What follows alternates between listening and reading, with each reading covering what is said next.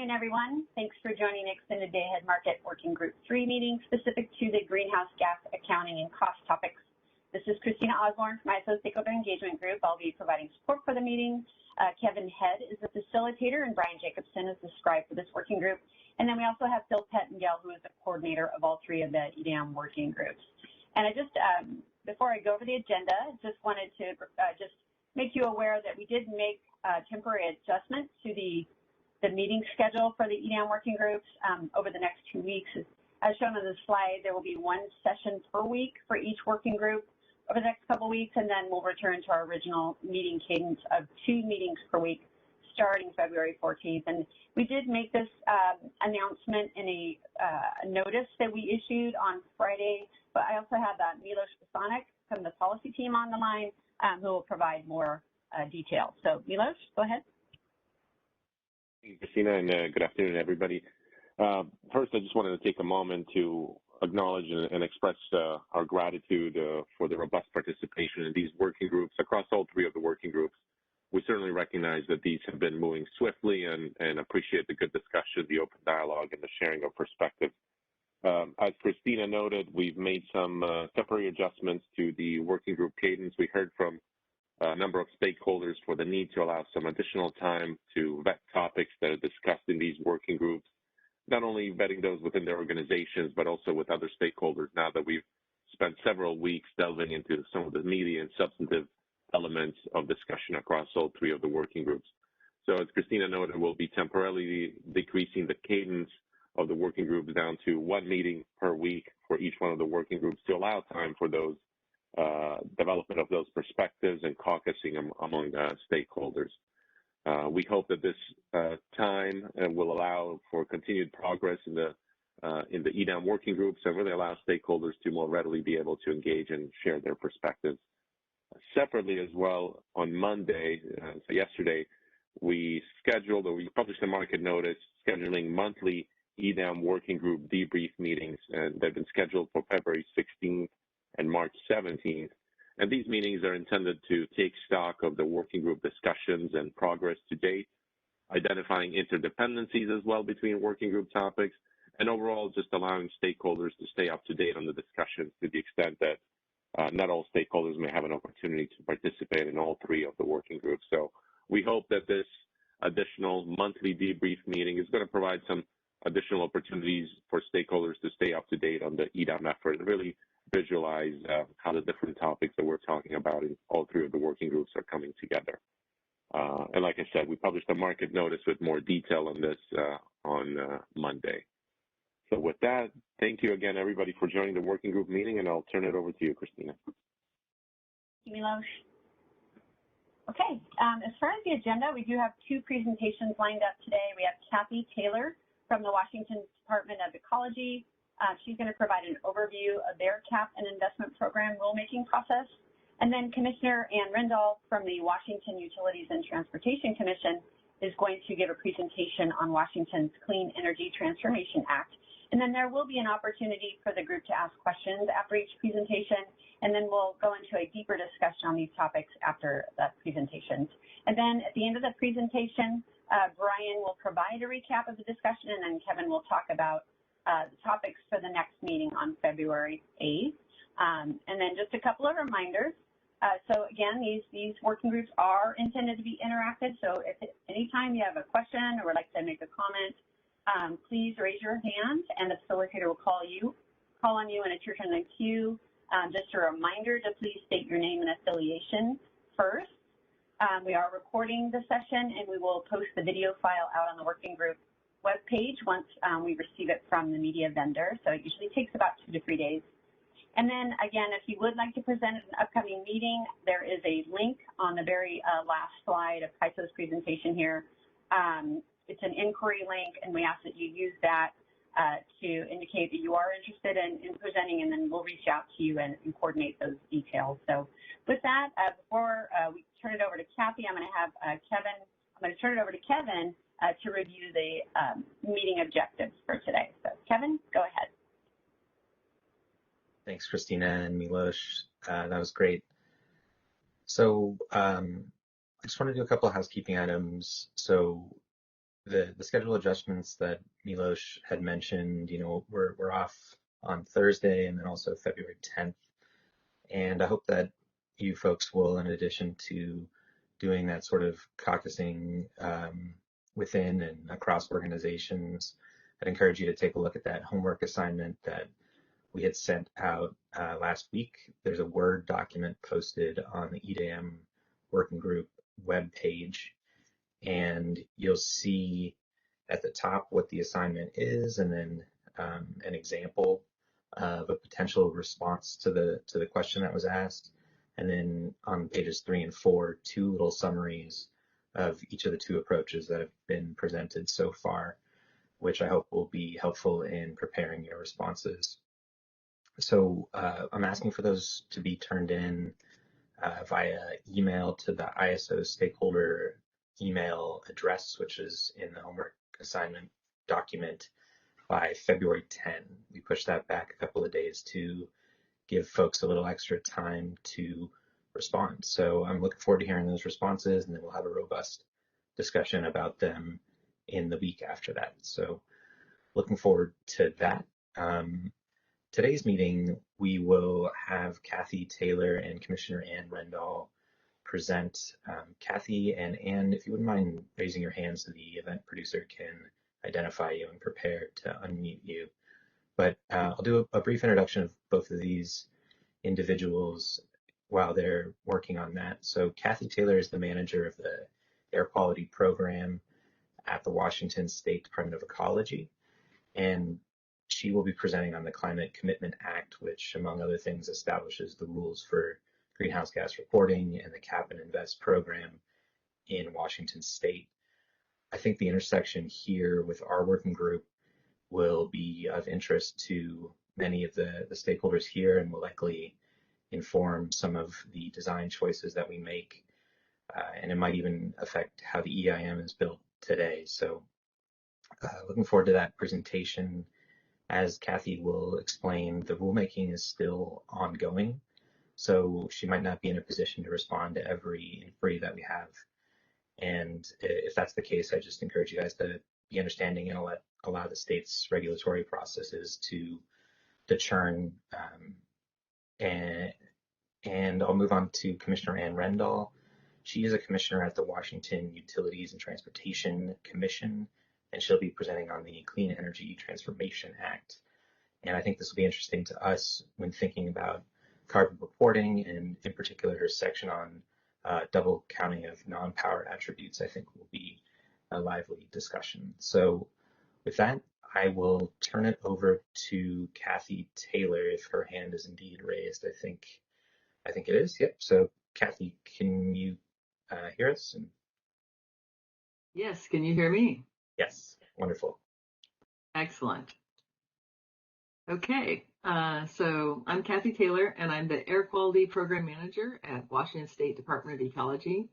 And I appreciate your taking the time to hear from me today as I give you a brief overview of where we are in the implementation of our new Cap and Invest program.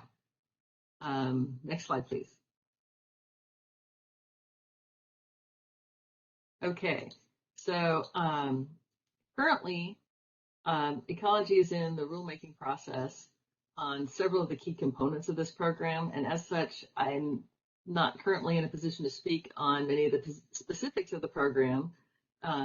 And, again, we're going through the rulemaking process and getting input. So I'll be describing the rulemaking process and how you can give input.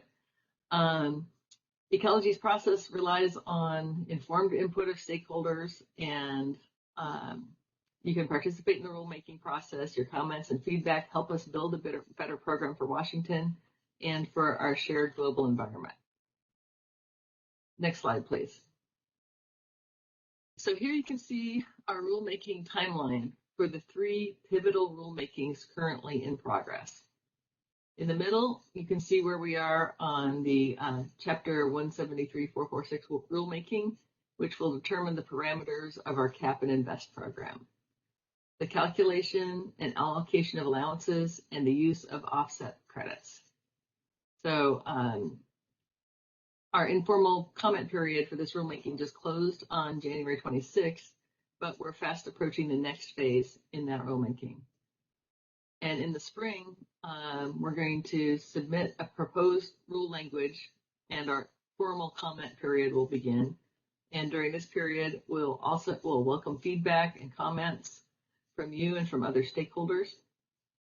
And more information on how to participate in this part of the process will be forthcoming. But in the meantime, I have provided Kevin with a sheet of resources, basically links to our website that'll help keep you up to date on progress and keep tabs on upcoming opportunities for input. So there's, in addition to the slide presentation here, I've also provided a resource sheet with links to specific parts of our website that you might find useful. So here's a little more information about the rulemaking phases currently in progress and our key deliverables for each. As I mentioned, the Cap and Invest rulemaking, that's the Chapter 173.446, is moving into the proposal phase this spring, the CR 102 on the left, while the Greenhouse Gas Reporting Rule is moving to the adoption phase, the CR 103. It's important to note that both the draft rule language and the regulatory analysis for our 446 rule will be made available to review and comment in the proposal phase. Next slide, please. So while I can't speak to many specifics in our program at this time, I do want to call out a few similarities between our program and California's that are already set in statute in the Climate Commitment Act. As in California, the Washington legislature has designated electric utilities as eligible to receive no-cost allowances in order to mitigate potential cost increases for ratepayers. Another similarity between Washington and California programs is that the entity that received the allowances, the electric utility itself, is different from the regulated entity, the first jurisdictional deliverers, which include in-state power plants and importers. Of course, as I highlight some of the similarities between our two programs, I do want to make one note about program linkage. The Climate Commitment Act directs Ecology to build our Cap and Invest program such that it can be linked to other jurisdictions such as California. Our programs will not be linked initially. During the current rulemaking, we're working to ensure that any future linkage can be as seamless as possible. But the decision to link will be a separate rulemaking subject to our public process, as well as the public process of other jurisdictions. Next slide, please. And here we have a few more details about how electricity is defined under the Climate Commitment Act, specifically electricity provided through an organized market such as the energy imbalance market or the extended day ahead market is treated as imported electricity. However, the definition of which entity constitutes the importer of that power will be defined by further rulemaking and a further rulemaking process no later than October 1st, 2026. Of course, any such rule will be developed in consultation with other programs, any other programs which we may be linked to by that time, as well as Department of Commerce and UTC. Next slide. So just a recap of our rulemaking status so far. As I mentioned, I've provided a PDF of resources to Kevin, and would be happy, I hope he will provide that to you as well, so that you have that information. And you can find out more information about our current rulemaking and sign up for email alerts for when we do something. We send out an email so that you will be pinged if something happens on one of these rules. And you can search 173.446 rulemaking, or you can click on the link in the document that I provided for Kevin. And that will allow you to get an active notification when we're taking an action. The Ecology web page should also be your first result in doing a Google search, and will provide you with all the information you need to stay informed as we move through the process. So again, appreciate taking the time to hear where we are today. And I'm sorry I'm not going to be able to answer detailed questions about what our program will entail as we are in the middle of rulemaking process, but I actively encourage you to participate and send us your comments and make yourselves heard. That's really all I have. Thanks, Kathy. That was really helpful. This is Kevin again. I will make sure to post that document alongside this presentation onto the ISO website where this document is located. And just reacting initially to the presentation, I think a few important facts for our working group are that the programs won't initially be linked, though that the program will be designed such that they could be linked in the future. So that's helpful to know.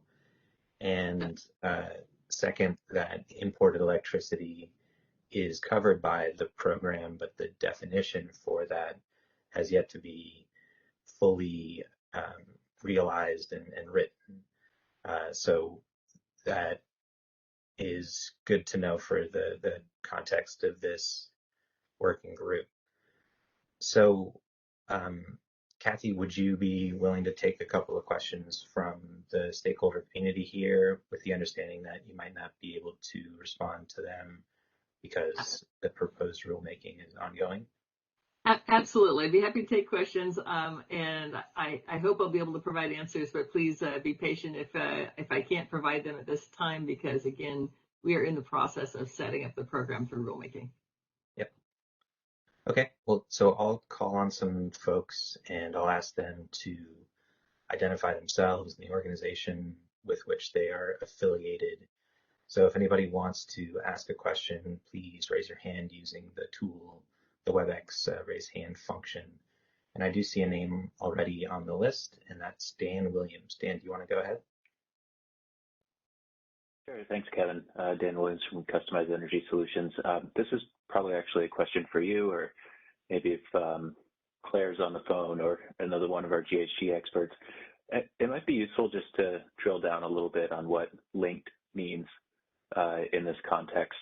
It's not exactly intuitive, and it would be good to maybe help folks understand what we're talking about in that context.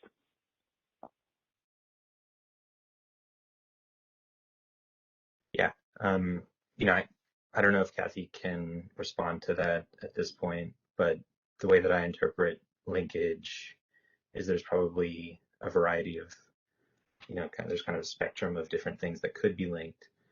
I think reciprocity. So if you have an allowance or in one market that it could be used in another market, I think that's one key one. I don't know how the auctions work, so that might be a separate way of linking it. I think California's program is already linked with a program in Canada, so Quebec. So California's so Washington has joined WCI Inc., which has also hosted auctions for California and Quebec as well. Mm-hmm. Now, just joining that does not make us linked. Where we're using the same platform. However, it would make linkage easy if we were to become linked. Yeah. So I see that Claire and Mary have their hands up. Maybe I can give them a chance to respond. So I'll call on Claire first. Claire, could you go ahead and please introduce yourself?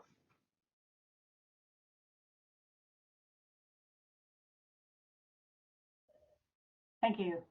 This is Claire Bryden for the Western Power Trading Forum. In terms of the question, the key feature in my mind of linkage when it occurs is that you get fungibility of allowances across the two jurisdictional programs. So if Washington links to California, California allowances would be fungible with Washington allowances. There wouldn't even be necessarily identifiable to allowance holders as to where an allowance originated. And they can be used for compliance in both programs. That's a full two-way linkage. The California program envisages a one-day linkage, but I think for our purposes, it's useful to think about two. But I think what's critical to realize for this group is that once the program's linked, you will have a common allowance price in both programs, because the market for allowances becomes common to both programs at that point in time, and so you'll have a common price. Until that linkage occurs, you're going to have price divergence, because Washington allowances can only be used for the Washington program, and California and Quebec WCI allowances can only be used within the WCI jurisdiction. I hope that helps. Yeah, I thought that was very helpful. And Dan, I hope that answers your question.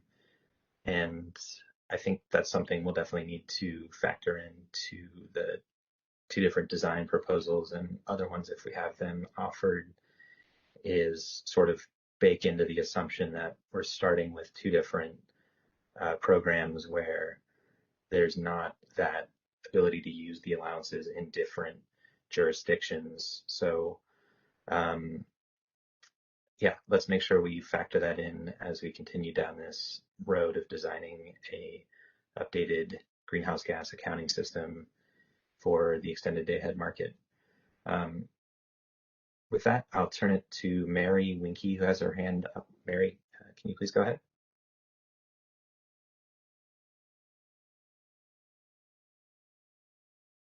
Need to be unmuted. Oh, there we go.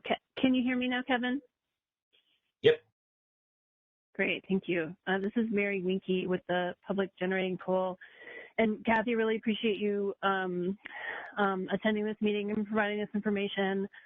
I'm going to ask a question that it may be a little bit too in the weeds, but I'm going to ask it anyway. And then if you don't answer it, then perhaps it's just something to think about.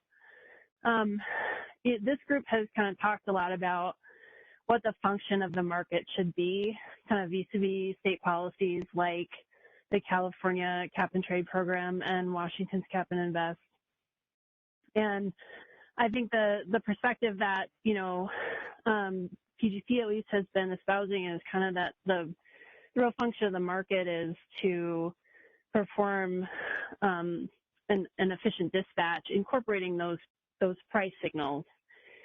And that kind of the reporting function can be handled is important and can be handled, however, in some different ways, potentially in kind of an after the fact approach, or sort of after the dispatch. And I think what would be really helpful for us to hear from you is sort of the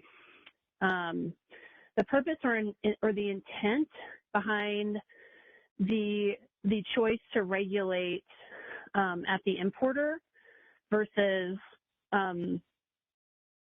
versus at the load serving entity or some other point of regulation. And I think having that sort of understanding of kind of the policy intent behind that choice would be helpful for us to figure out or have a context for some of the kind of policy objectives that are important here as we think through kind of what the market should do. Was that clear enough of a question? I hear your question, and I hear your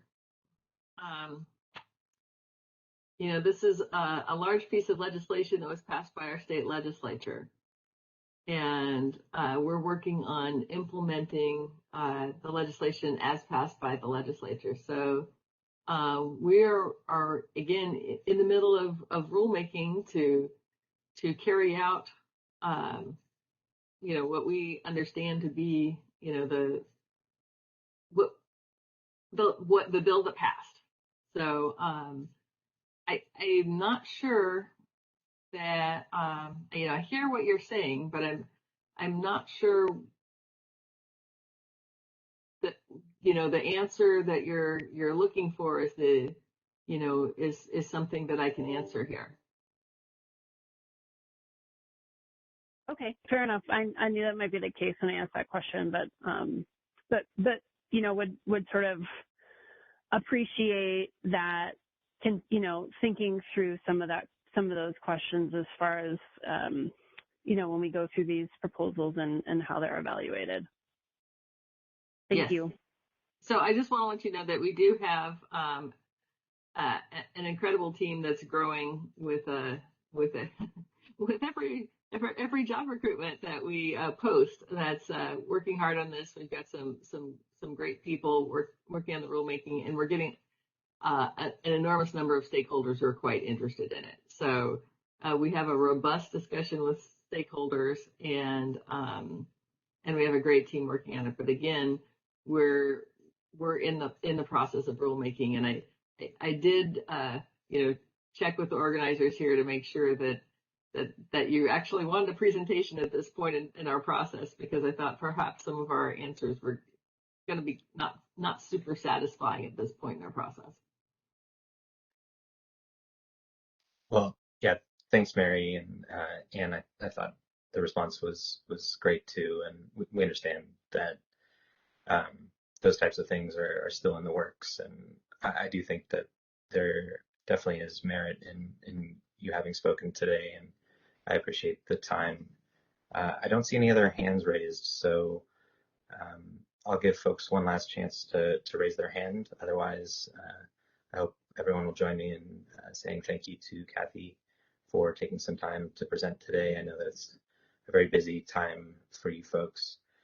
And I appreciate the invitation, and I do want to again encourage folks who want to get into the weeds on this to, if you haven't already, sign up for the notifications. We have in-depth stakeholder meetings where we go over the different parts that we are doing rulemaking on, and what areas basically inviting input. So I just want to if you haven't engaged with us, and please do. We have a robust stakeholder input process, and appreciate your input. Hey, Kathy, I do see one last hand up. Mind if I bring that person in? Sure. Okay, great. Stuart Kelly, can you please go ahead? Yeah, thanks, Kathy. I appreciate you putting on the presentation. To the extent you can answer this, and I'm not so sure you can, but from the EDAM discussions that have been had thus far,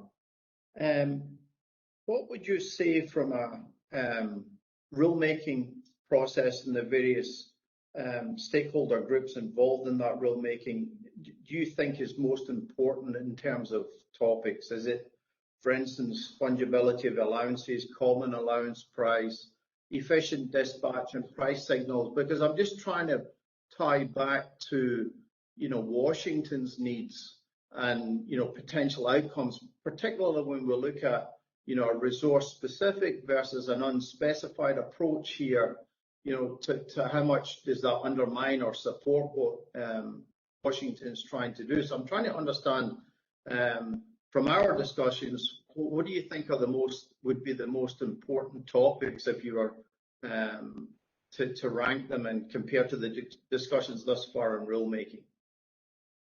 You know what? I would really appreciate if you would put your question to me in an email and send it to me, and I can put that before our team, because I think I'd really like input from my technical team on that. If you wouldn't mind sending me an email, that would be awesome. Yeah, sure. I can absolutely do that. It helps inform me of the discussions we're having, and ultimately I think we're looking to compare a couple of alternative approaches, but I don't know fully what I know each problem we're trying to fix with the alternate approaches, but I don't know to what extent the various approaches support, be it Washington or CARB or whatever. So yeah, I'll do that. Yeah. Thank you. I would, like I said, I would really appreciate queuing that up for my technical team. And I'm going to put my email address here in the chat. Okay, I'll scrape it from the chat. Thank you. And Kathy and other folks, that was Stuart Kelly. He's from the Los Angeles Department of Water and Power. So thank you, Stuart, for the question.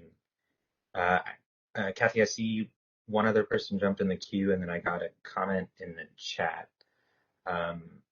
If you don't mind, I'll proceed on those, and then let you get back to your day in a few more minutes. So I'll start with the question in the chat, which was from Kevin Ceta, which is, he might have missed this, but is the greenhouse gas compliance obligation for the import to be placed on the first deliverer of the import in a way that would be analogous to the California cap and trade rule? I think I know the answer, but I don't want to supersede your response, Kathy. Do you want to go ahead? Or I'm happy to respond. I'm sorry, go ahead. Yeah, so Kevin, I think the response to the question, which was, is the compliance obligation placed on the first deliverer? I don't think that we're in a place that we can answer that because the definition of importer will be handled in a later rulemaking that will be completed by October of 2026. Is that right, Kathy? That's right. And again, know that we have multiple rulemakings implementing the Climate Commitment Act. We have the big cap and invest rule that I've been referring to here, but we have two other rulemakings that are going on. To implement the Climate Commitment Act in this first wave, and then we have waves of rulemaking thereafter. So just know that that we have a lot of detail and structure of this program is in the process of being set up. Okay, great. And then I see Andrew Ulmer has his hand raised. Andrew, would you please go ahead? Introduce yourself first, please.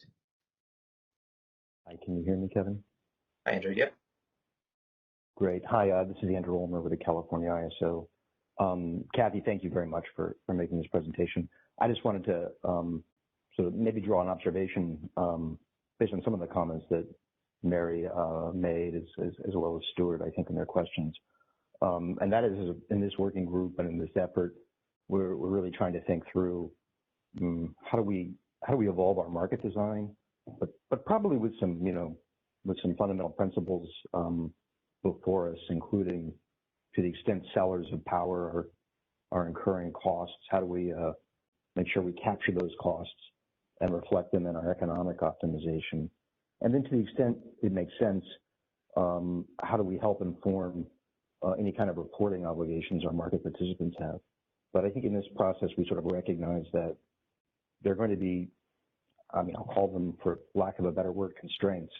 But whether it's federal or state law or regulation or programs that exist or are developing, those are going to inform and guide how our market design efforts go forward. And so I just wanted to underscore that for you. I also wanted to underscore that we really look forward to engaging with ecology and making sure we get the information that your record will need as you go forward with your rulemaking. So again, that's all I had, and I'd say thank you again. And I want to say thank you. I very much appreciate that. Thanks, Andrew. Kathy, I'd like to say thank you for taking the time to present today. I saw that we had one more question in the chat, which I will, Kevin, I'll try to address that question offline, if that's okay. And I just want to say thank you very much, Kathy, and good luck in the next weeks and months with getting the rest of the program stood up. So thank you very much. Thank you. All right, so I will turn it over to Commissioner Ann Rendell to give her presentation. As I said, she's with the Utilities and Transportation Commission, and I'll let her explain a little bit more as we proceed. So, Ann, please go ahead. Thank you. Good afternoon, everyone, and I appreciate you giving me the opportunity to explain a bit about what we call Ceta, the Clean Energy Transformation Act. If you go to the next slide, please. So Ceta was passed in 2019. You have the statutory references there, and the premise is getting to 100% clean while being affordable, ensuring a reliable grid, and providing equitable service to all customers. If you go to the next slide, please. And here's the transition phases. By 2025, Ceta requires that our utilities eliminate coal from their retail portfolios, that they no longer can recover the cost of coal from Washington customers. By 2030, it's a greenhouse gas neutral standard, which means that essentially 80% of the electricity serving customers must be renewable or non-emitting, allowing for that 20% to be met by a variety of alternative compliance options, including unbundled RECs. And then by 2045, meeting serving the retail electricity supply through 100% renewable or non-emitting electricity. If you go to the next slide, please. So this is, I think this is actually 2020, not 2021, but I don't know that it's changed significantly. This is a reflection of, on the left, you have statewide, which shows how much hydro really serves Washington state. And so our current resource mix is pretty renewable as it stands. But then the comparison between the investor-owned utilities and their percentage of renewable versus the consumer-owned utilities and their percentage of renewable and non-emitting in their resource mix is pretty clear. If you could go to the next slide, please. So again, this is just graphically showing from our Energy Independence Act, which was passed in 2006, requiring a renewable portfolio standard of 15% by 2020, moving on to the Clean Energy Transformation Act in 2019, and moving to 100%. If you go to the next slide. And the differences between the RPS is the RPS really allowed for hydro purposes, incremental hydro from the legacy. Any improvements made to the system would be allowed, but that was incremental, as well as what you might ordinarily think of as renewable wind, solar, biomass, and other renewable resources. Under Ceta, all of what was in the renewable portfolio standard is allowed, plus all of the legacy hydro, regardless of who owns it and where it is located, as well as non-emitting, which does include nuclear. So if you could go to the next slide. So Ceta also includes a few safeguards. One is to limit the utilities compliance costs to 2% of retail rates. We are regularly assessing with Commerce on an annual basis the reliability of the system. We have a workshop where we meet with utilities and organizations across the West to talk about system reliability and resource adequacy. And it also allows utilities to request, or at least the utilities that the Commission regulates, because we only regulate the investor-owned utilities. We do not regulate the consumer-owned utilities. And for those who are not familiar with Washington State, the Commission regulates 3 investor-owned electric utilities, and there are 61 other electric utilities in the state that are consumer-owned, large and small, and we do not regulate them. And they serve 55% of the load in Washington State, and investor-owned utilities serve 45% of the load. So if you go to the next slide. Other safeguards involve vulnerable populations and addressing energy burden. So utilities are required to provide additional energy assistance to low-income customers. Commerce needs to evaluate the energy burden of customers and review their energy assistance programs, the energy assistance programs provided by utilities. And Ceta requires that utilities prioritize vulnerable communities and make sure that all customers are benefiting from the transition to clean energy. Okay, if you go to the next slide, please. So that's sort of the background of the of Ceta as a whole. Section 13, or RCW 19-405-130 provided that Commerce and the UTC would convene a working group to examine how to integrate Ceta with electricity and carbon markets and how to align with cap and trade states to prevent double counting. That group was convened in January of 2020, I believe, and a lot of work, about 20 participants.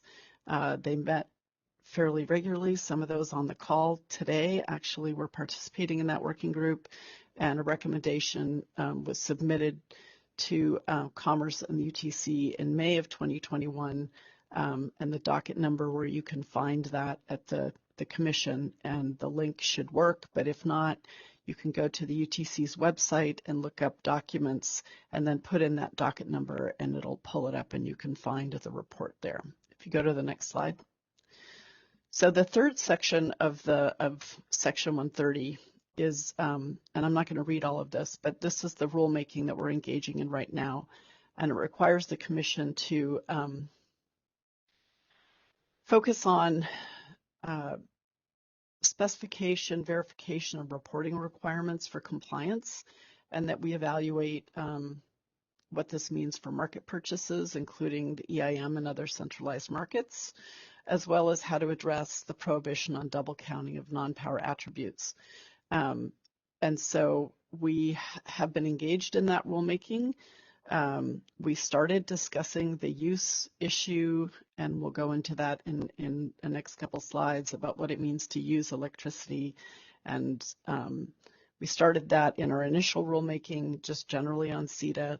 When we issued rules last December, we deferred the issue of use till later, till the double counting rulemaking.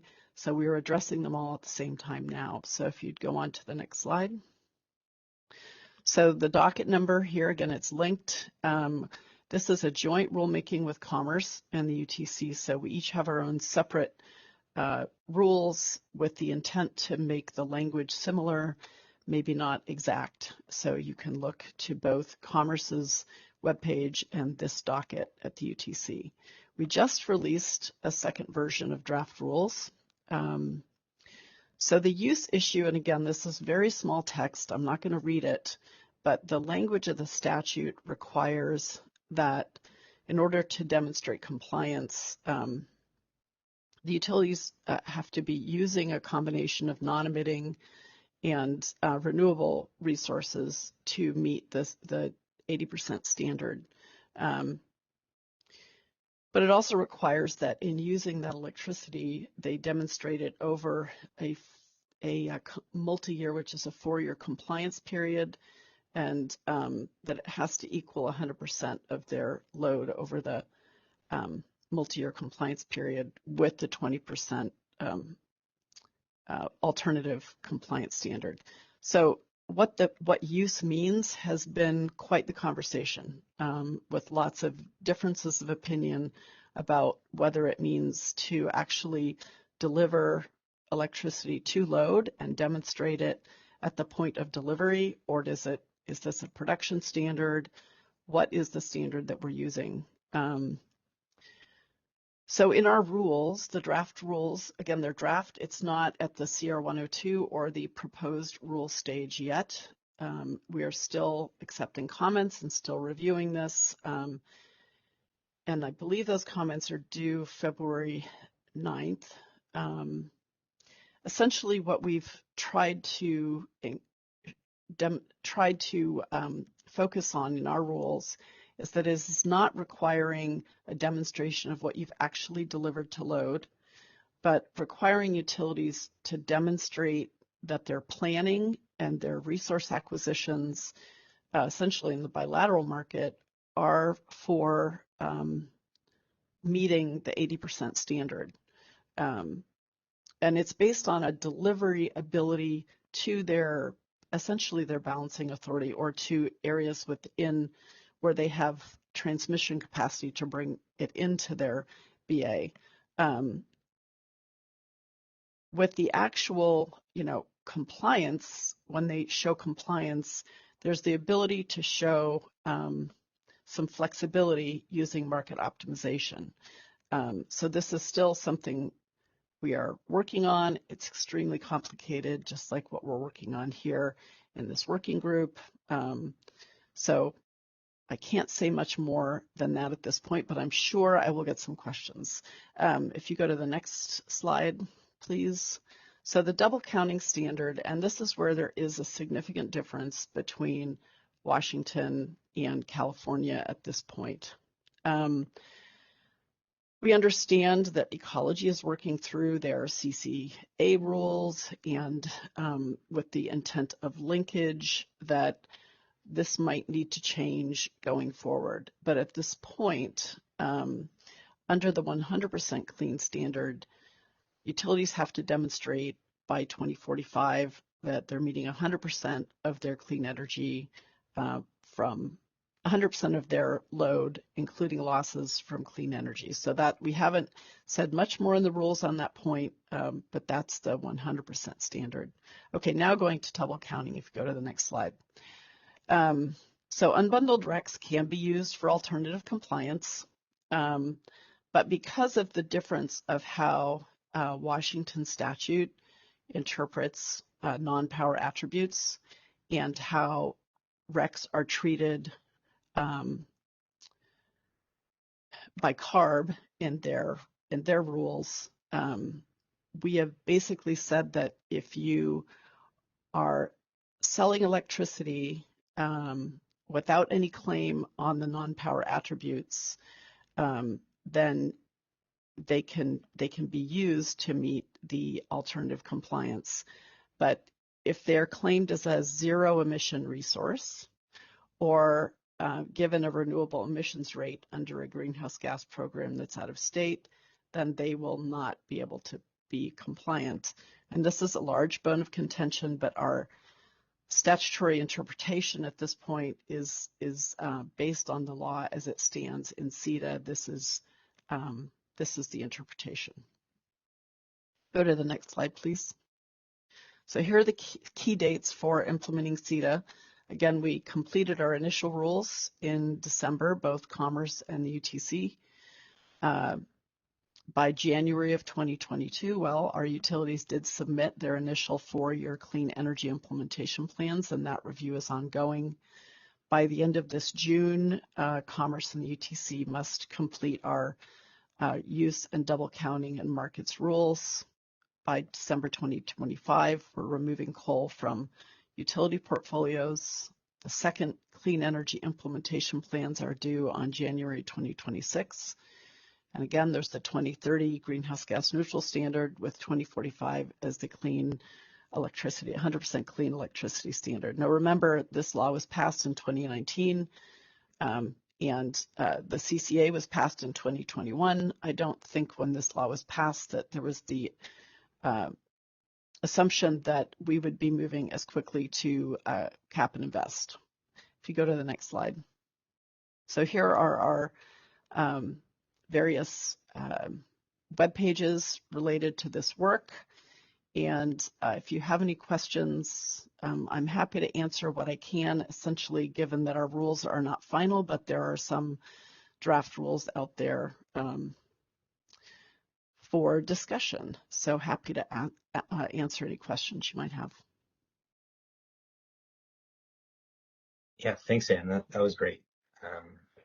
So I will allow folks to raise their hands if you have any questions or comments to Commissioner Rendall. And if you may permit me, Ann, I'd like to just ask one quick question back on slide 11. Yeah. Sure.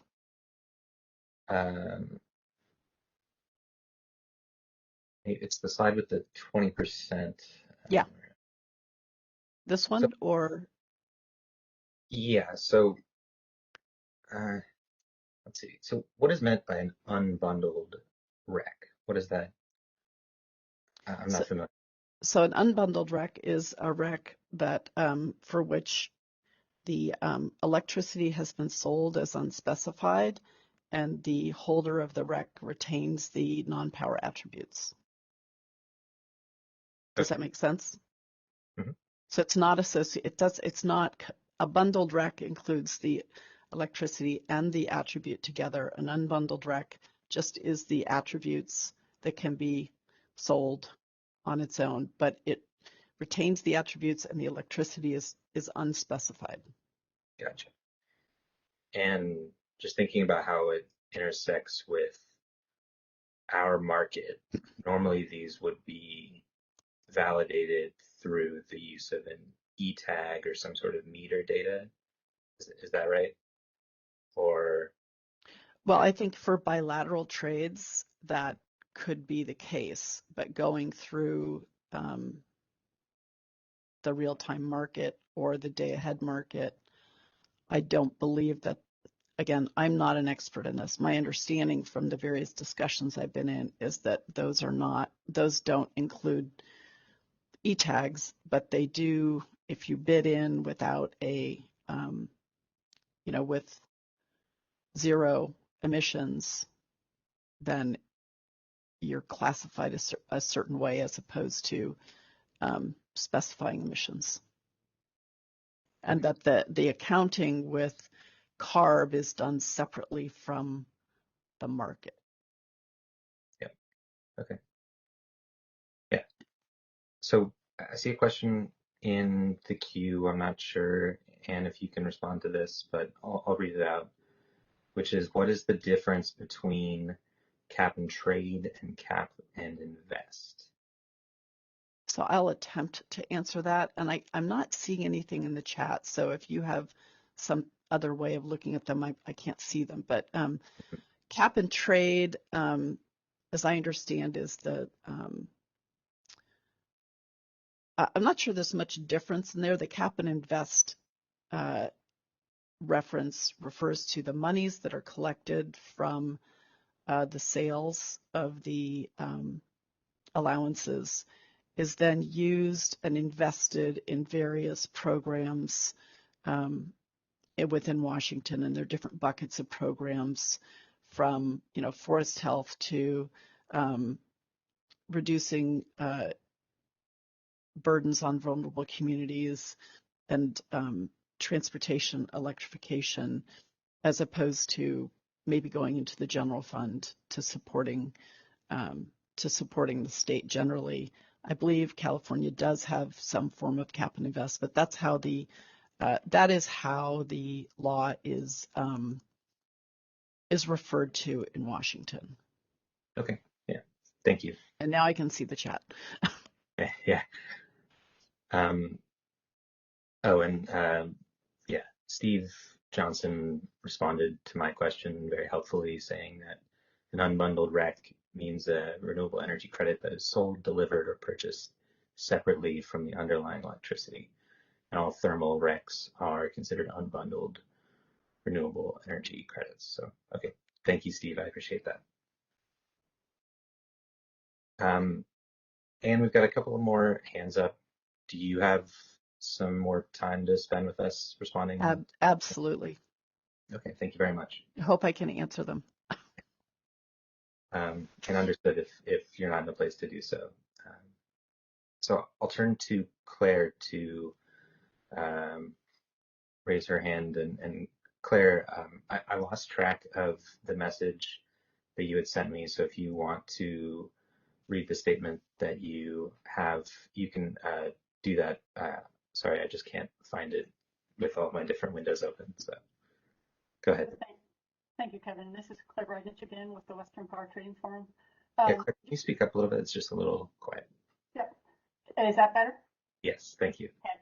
And I'll be real quick on the earlier comment. I just wanted to point out earlier, and I think we've lost Kathy, unlike California, most of the rules in Washington around the cap and trade program are actually set out in the legislation. So the legislation did adopt an FJD approach for Washington. There's a number of details that are still getting resolved in rulemaking, but the legislation did basically adopt FJD for Washington. So I just wanted to clarify that. Okay. And then Commissioner Rendall, thank you. You've talked to me before. I think you know very well where WPTF's position is on the double counting issue. I wanted to ask a question though. We've flagged a concern that the proposed interpretation of double counting is potentially discriminatory to California resources because it would effectively say that renewable resources located in California aren't subject to, can't be used for compliance under the Ceta. And I raised a concern that that might potentially serve as a barrier to linking of the two cap and trade programs. My question is, and I know you are aware of that issue, have you had any conversations with either Ecology in Washington or the California Air Resources Board to discuss whether this would potentially be a linkage issue? Thank you. So thank you, Claire, and I appreciate your engagement in this rulemaking. It's been very helpful. And yes, please reflag that issue.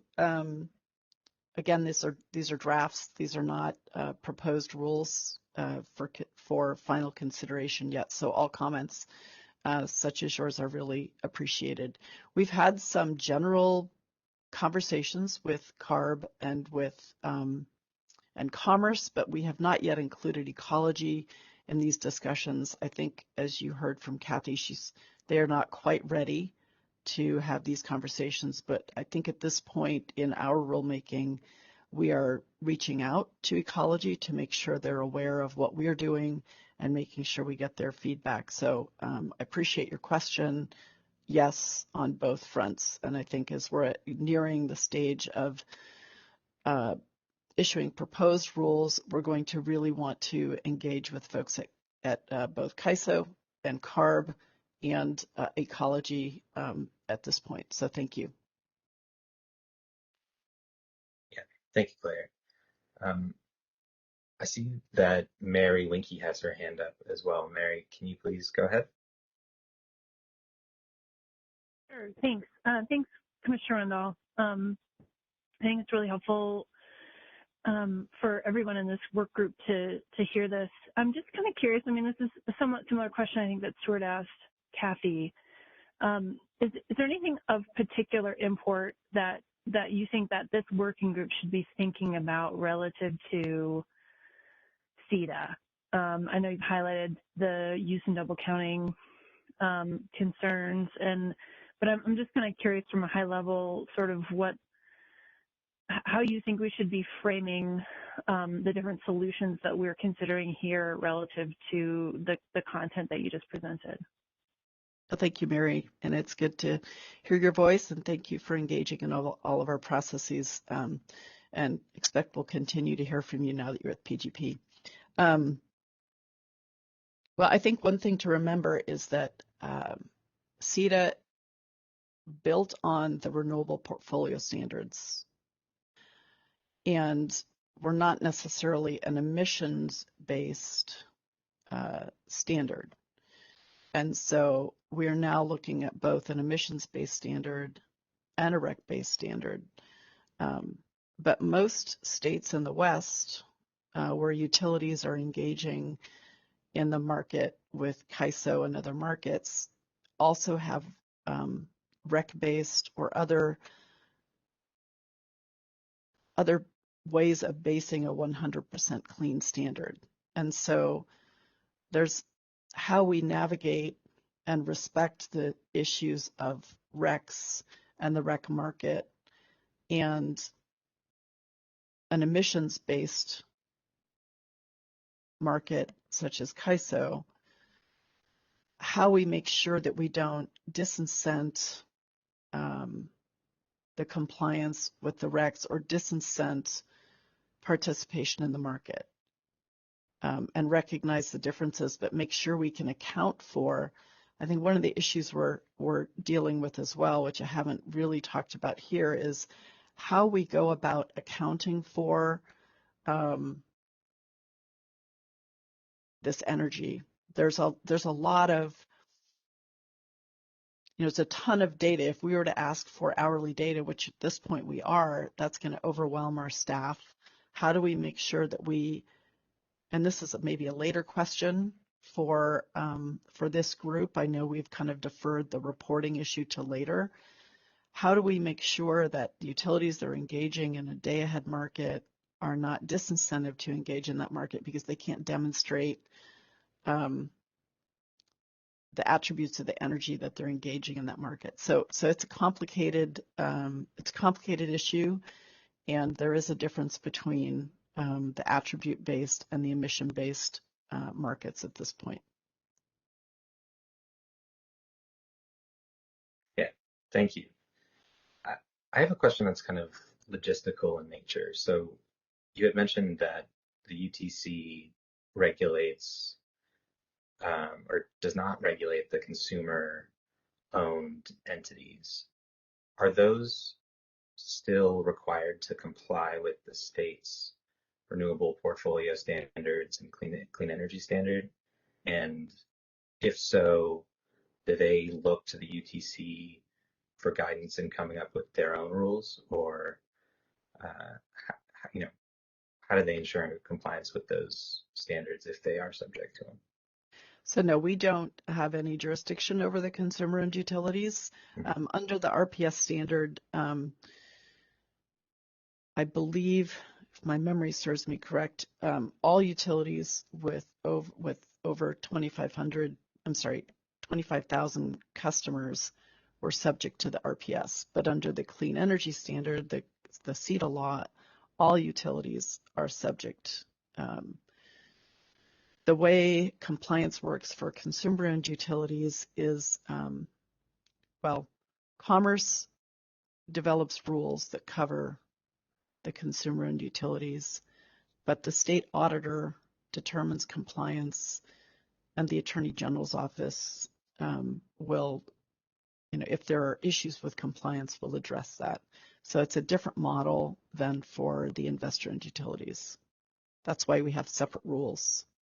But we are working to make sure that they're not, the two types of utilities are not differently regulated in terms of compliance with the law, if that makes sense. Yeah, it does. Thank you.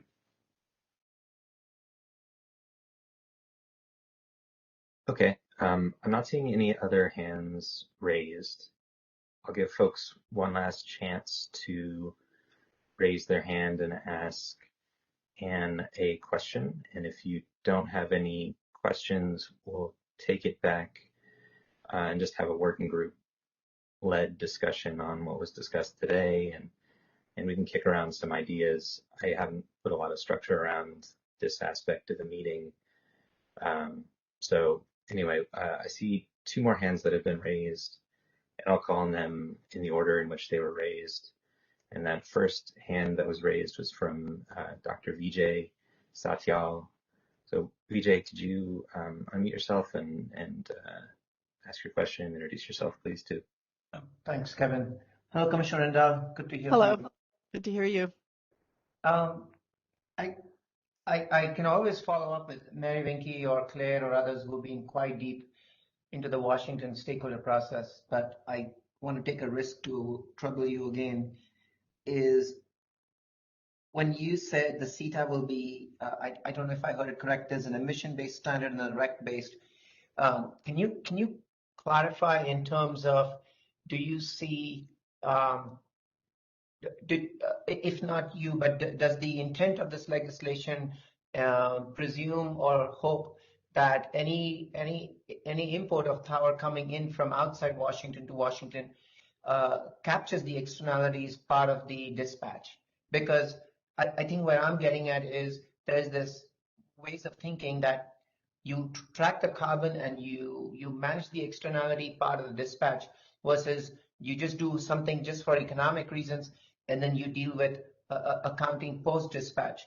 So if these is two different ways of thinking, how do you reconcile this emission-based standard and REC-based standard? I'm just trying to understand that nuance, please. And thank you, Vijay, WRA, my bad. Hi, Vijay. Well, this is now that we have both the Climate Commitment Act and Ceta, we have both an emissions-based and a production-based standard.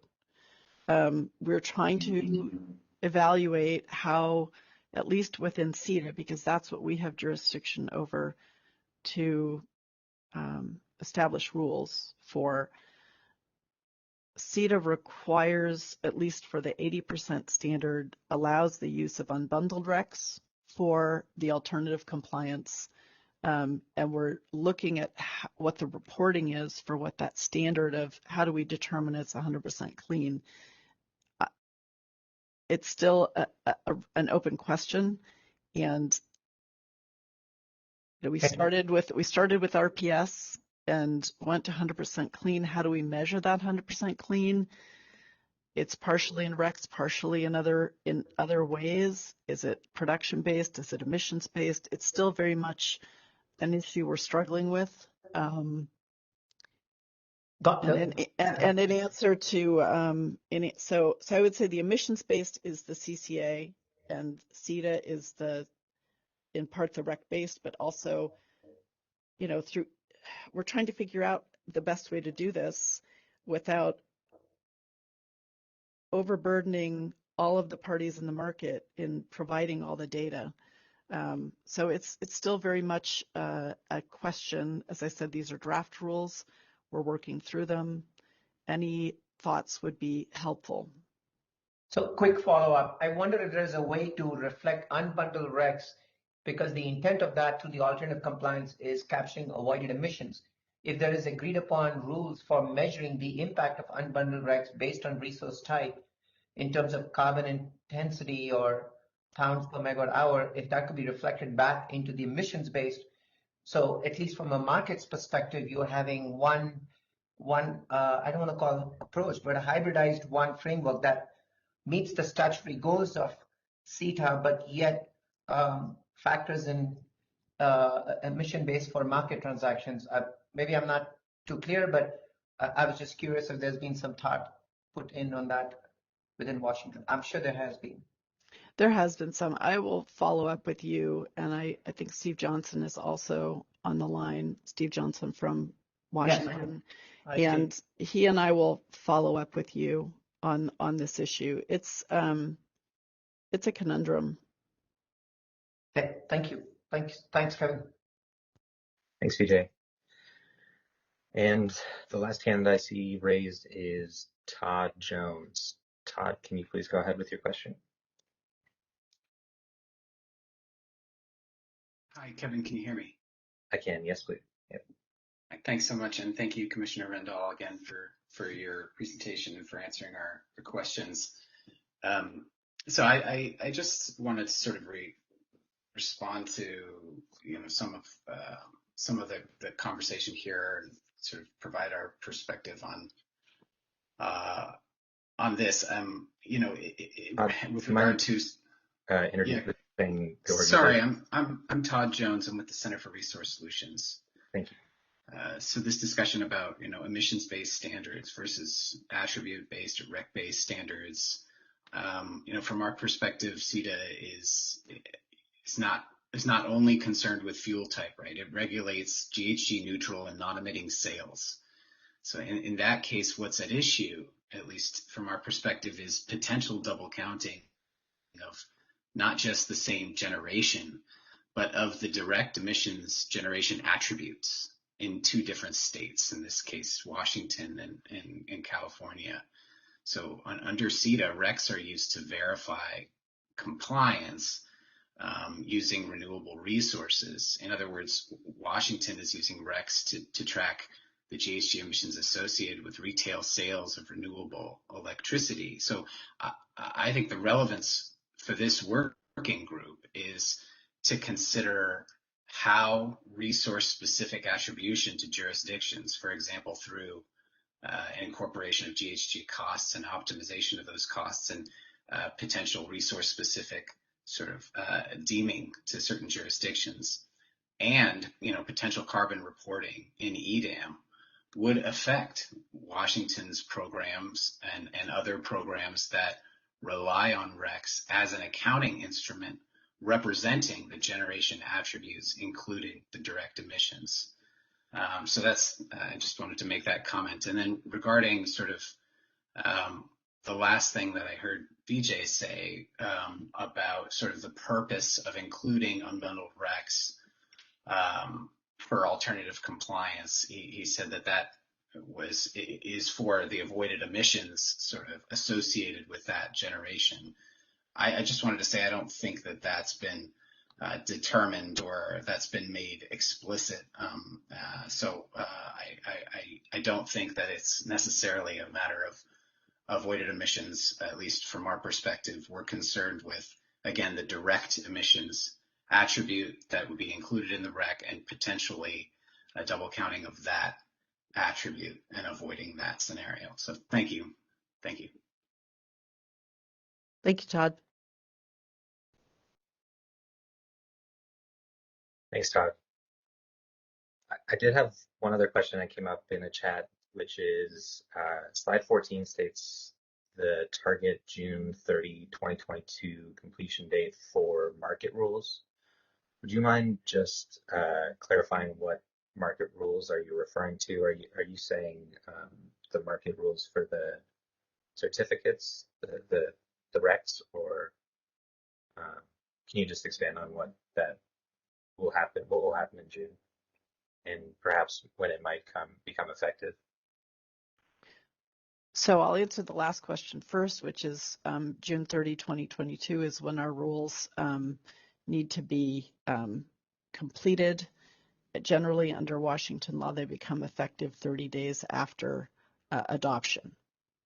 And so the market rules reflect this question. I think if you go back one slide here, the language of the rulemaking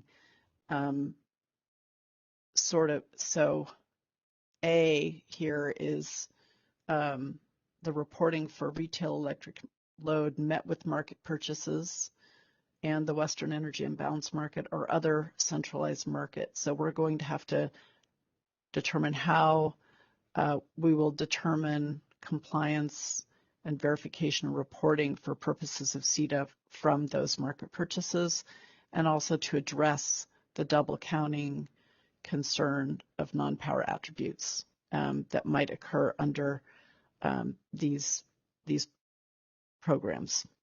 So that's what the rule is addressing, but it's also addressing what it means to use electricity to meet both the 80% standard and to supply retail electric load with 100% clean energy. So that's what this rulemaking is addressing. Okay. Yeah, thank you.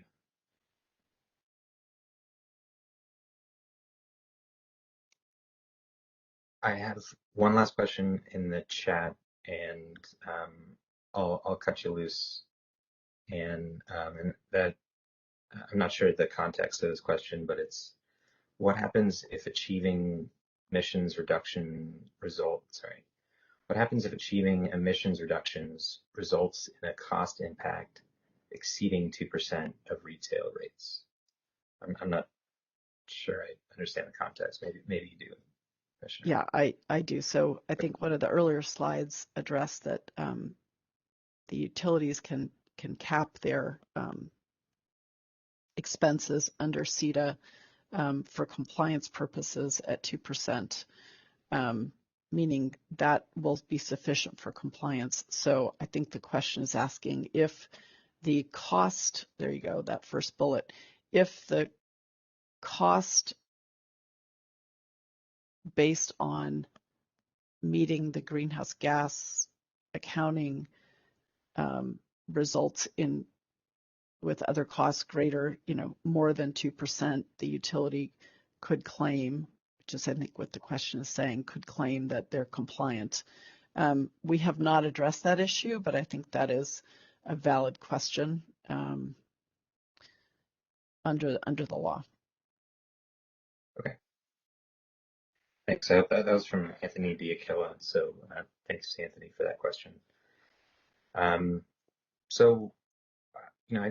not seeing any other hands raised, and I thought Commissioner Rendell was very generous with her time today. So I will just thank you for speaking to us. And, it sounds like there's going to be a fair amount of interplay between our process and Washington's process, especially as that June 30th date approaches. So Looking forward to more interaction between our organizations, this working group, and the UTC, and interpersonally as well. So, yeah, thank you. And well, thank you for including me and Kathy today. And I know it may have raised more questions than it answered from both ecology and the rulemaking that UTC and Commerce are engaged in.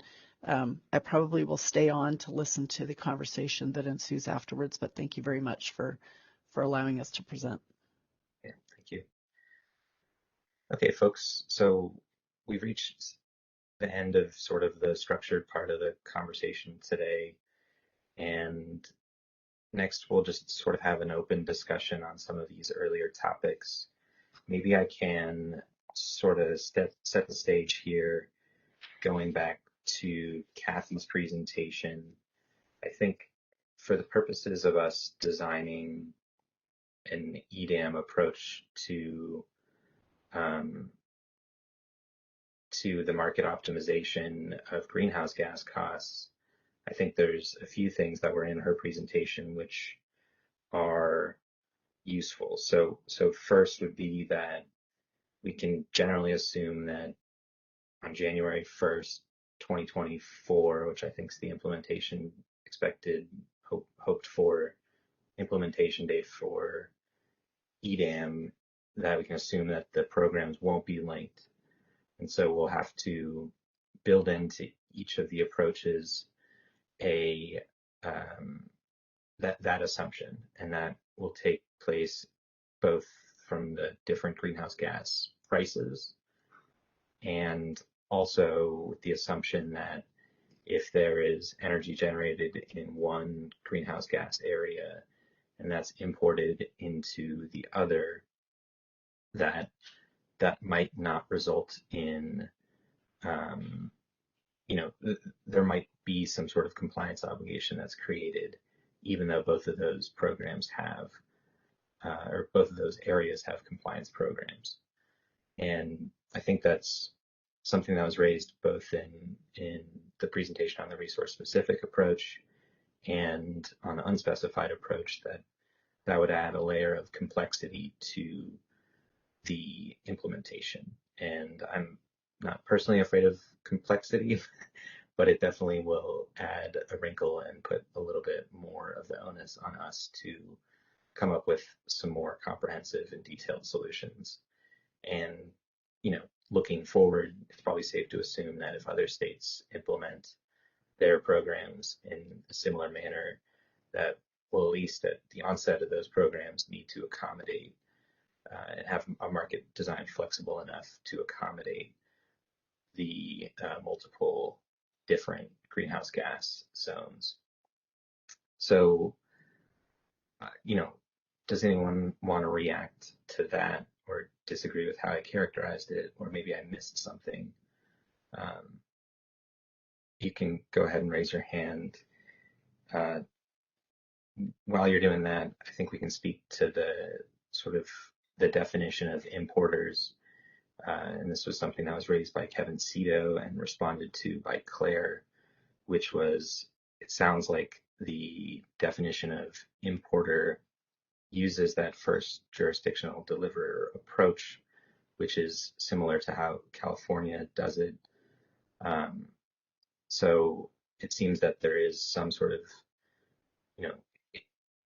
the market designs that we've currently entertained were built with California in mind, and so they might also be able to accommodate how Washington treats importers under their regulation. So that might be good news. Claire, do you want to raise your? I saw you raise your hand. Do you want to respond back to that?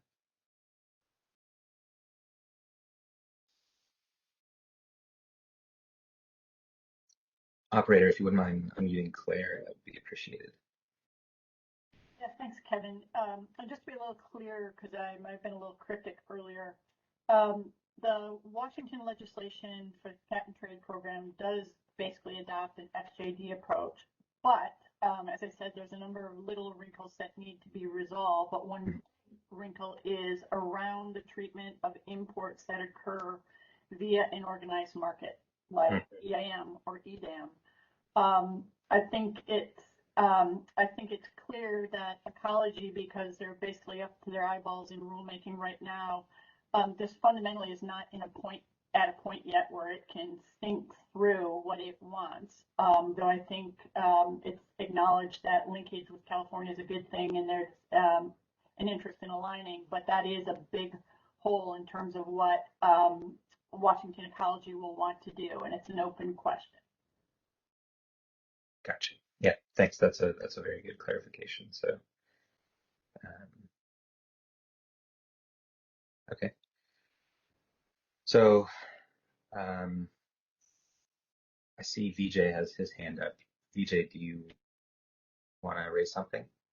Yeah, I think building on this and trying to track the question even Andrew from CalISO asked earlier, and I did miss last week's meeting, so I don't know if this will happen in the future or there is some concept from CalISO staff to propose, will the FJD rules, first jurisdiction delivery rules, be different with the EDAM? As I remember, EDAM greenhouse gas treatment is going to be different than the EI, and you're trying to set up a new way of doing business, my words. So, but should there be some conversation or once a discussion on the definitions of, like Claire was trying to explain, the Washington rules on FGD and importers, what is realistically interesting or practical for stakeholders with the EDAM? I just think a discussion on FGD and importer rules or how the EDAM would process and accept that would be important, is my one comment.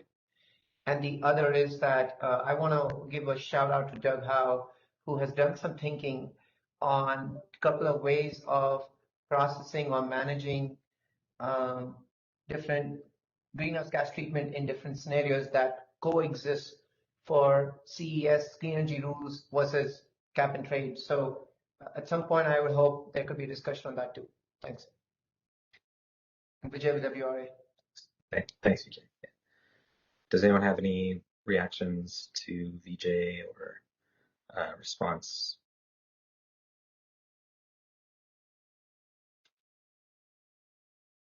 Okay, I'm not seeing any. So that's all I had tracked from the ecology presentation. I see a couple of new hands raised, so before I move on, I'll turn to these folks. The first being Kristen Sheeran. Thanks, Kristen Sheeran, Portland General Electric. Kevin, this may actually be more pertinent to where you're trying to pivot, because I was trying to determine, is this the part of the agenda where we can bring in sort of questions and concerns that haven't been raised in the presentations thus far? Yeah, exactly. Would you mind, sorry, I just couldn't hear you very well. Can you reintroduce yourself and just start again? There was just some. Sure. Kristen Sheeran, Portland General Electric. Hi. So, you know, I really appreciate this conversation about Washington and the distinctions with California. I think the thing that I haven't seen discussed very directly yet in this group, in these meetings, is how is this going to work for states that have GHG regulation like Oregon, where we don't have a direct price at the source of generation, but there's an indirect or an implicit price in the sense that, you know, a utility like mine have to be very careful about imports coming in, you know, that are not specified and therefore have a carbon implication. And so at what point can we talk about how to design the market rules such that, you know, utilities, you know, operating in states like Oregon can express that market preference for, you know, a clean or zero emission form of energy? And what does it mean if we can't do that? So maybe on some level it's probing what does it mean to be a GHG zone or not a GHG zone, you know, going beyond just direct carbon pricing. Mm-hmm. Yeah, just a reaction to that would be that we had raised that in the context of sort of whether or not the ability to participate in the market is optional. And we had initially framed that discussion in terms of supply having the option to deliver to a greenhouse gas zone or not. And in that conversation, some folks had raised the question of whether demand can elect to not be served by carbon intensive generation. And so I think that question will have to be answered in the question of, or in both approaches, which would be, the resource specific approach that was presented by the California ISO and the unspecified approach, which was presented by Jeff Spires and Mary Winke. And there might be a broader conversation of sort of the ability of a market to do that in the first place, which we have not had. So I would say duly noted, and I think you add a good wrinkle to that, which is that it might not be a absolute switch being flipped on and off, but rather expressing that preference somehow some other way. So I'd say let's hold that question and we'll get into it when we are discussing the different market design approaches. Does that sound fair, Kristen?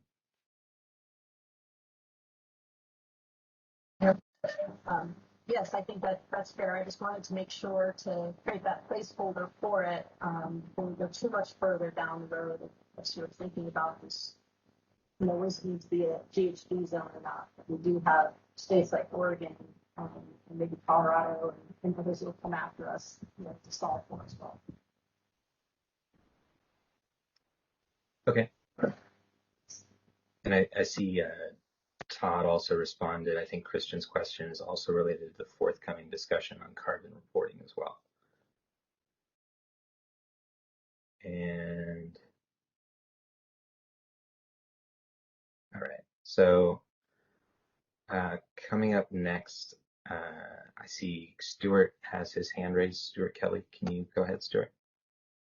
Just wondering, Kevin, and I'm wondering out loud here, does a hybrid approach between the resource specific and the zonal approach that was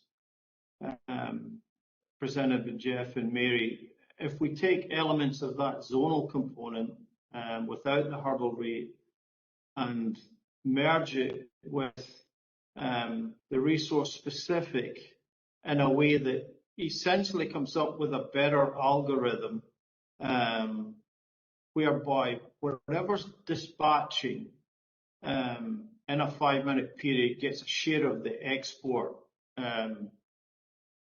Would that offer a path forward here, just listening to all the conversation?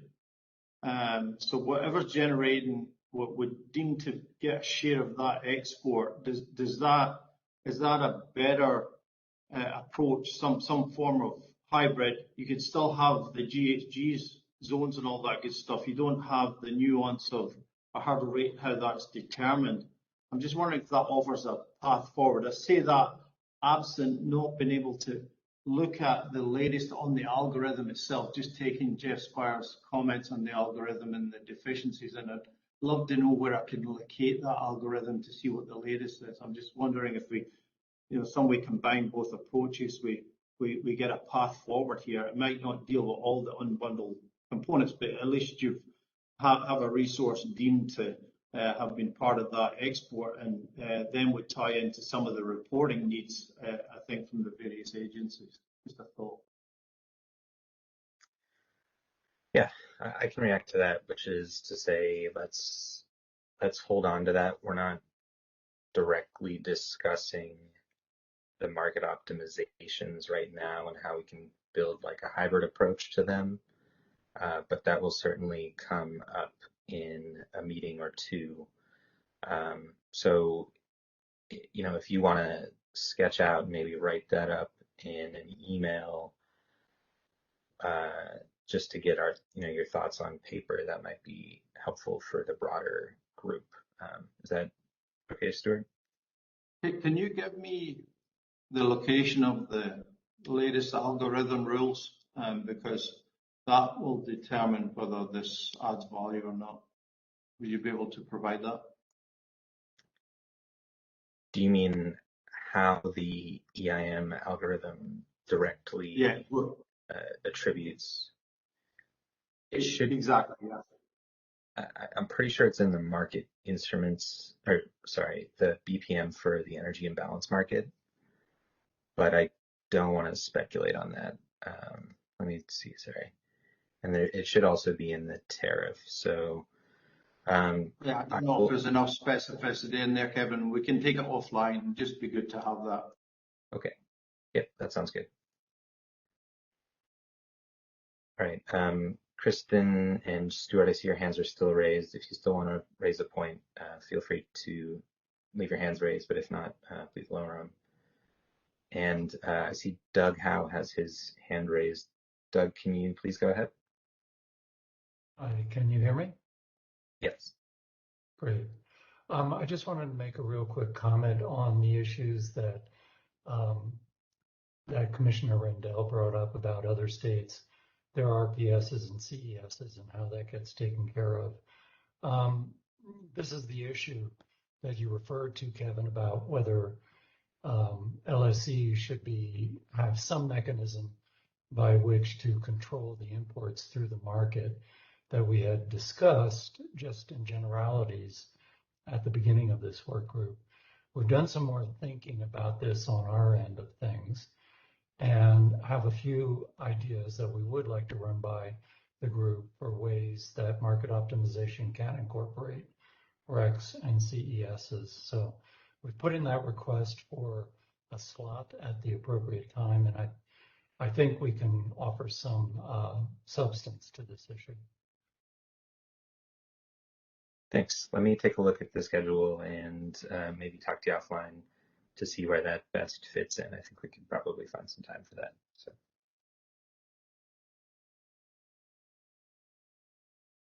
All right. Thanks, Doug. Okay, well, I'm not seeing any other hands raised. I'll do just kind of one pass back over through my notes from Commissioner Rendell to see if there's anything I wanted to raise, and if you folks have anything that you'd like to react to in her conversation for the benefit of the working group, please feel free to do so.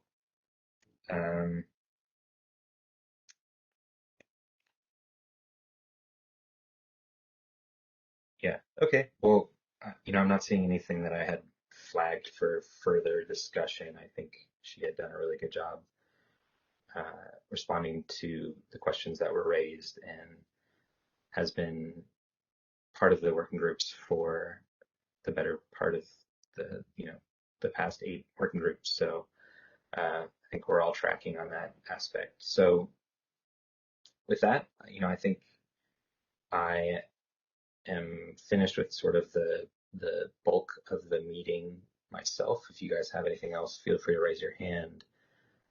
But I will turn it over to Brian for a debrief. And then, Brian, if you could just kick it back to me to do just one final discussion, a reminder for next meeting, that would be appreciated. So go ahead, Brian. Good. Kevin. Okay, we covered a couple of bookkeeping topics up front, the schedule for working group 3 sessions, and I think the other working groups as well. Some revisions is posted on the EDAM website. And then also Milos talked about the upcoming monthly debrief meetings, which would be a cross working group review of topics that kind of cross over those buckets. We got into the presentation by Kathy Taylor of Washington Department of Ecology, talking about the ongoing rulemaking processes and the current status of the activities that is started in 2021 and wrapping up this year for greenhouse gas reporting, cap and trade, cap and invest policies, and the other one, which I'm sorry did not capture, the EITE. I didn't capture what that stood for, but those 3 topics were covered. The questions and discussion around that presentation, one of the comments and discussion was around the basis of this rulemaking would be that it would not, at least initially, be linked to EDAM, and then Kevin captured that topic again towards the end of the meeting. There was a question, what does linked mean? I think we talked through that. Reciprocity would be not integrated. Allowances across the programs would not be that would be a part of the linked discussion.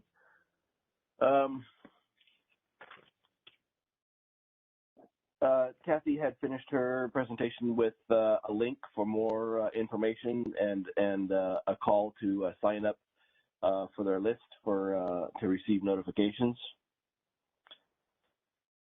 And I think the final comment on that presentation was the question, what do you think is the most important topics for these working group meetings? And she had Kathy had asked that question be sent to her team for a more robust response. Then we got the discussion from Commissioner Ann Rendall from Ceta regarding the 2025, 2030, 2045 renewable objectives.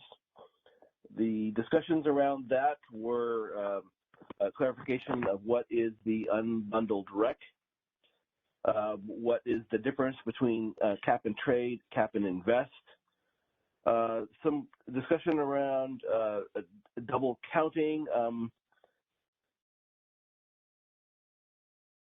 that there was a concern that the Ceta rulemaking, the current draft rulemaking, would be possibly discriminatory to California and a barrier to linking the two programs. There was a similar question, what is the most important topics to think about from the Ceta presentation for these EDAM discussions, and Ann's response to that was the emissions-based versus REC-based alignment, and that also got some discussion towards the wrap-up of this meeting as well. How to reconcile those as a EDAM market design outstanding question. And then on the open topics discussion, there was the question of how the programs, or again, Kevin's note that the programs would not be linked. This is referring back to Kathy's presentation. And frankly, didn't quite follow the discussion around the first jurisdictional deliverable concept. I'll have to circle back to some of my colleagues to get some more context to put it into the weekly report on that topic.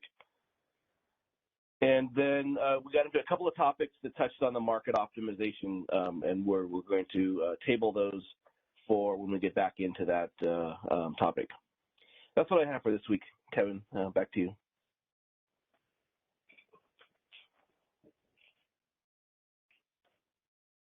Thanks, Brian. That was great. I appreciate that. And I think we'll wrap it up. Just a reminder that Thursday's meeting should be used to take some time to return back to your organizations and chew over the ideas. And if you have time, take a look at that homework assignment that is posted on the working group website. There was one clarification that EITE is for emissions intensive trade exposed industries. And that was in the context of Commissioner Rendall's presentation. As far as the next working group that we will hold a week from today, that'll be at the normal time, 1 to 3, and that will be with Dr. Vijay Satyal from the Western Resource Advocates, and we'll have some more discussion on carbon reporting during that meeting. So looking forward to talking to everybody in a week from today. And if you have any questions, please feel free to use the links at the bottom of this presentation to send them over or contact me offline. So great. I hope everyone has a great day, and thanks for tuning in. And thanks again to Kathy Taylor and Commissioner Ann Rendall. Appreciate your help. Concludes our conference. Thank you for using Event Services. You may now disconnect.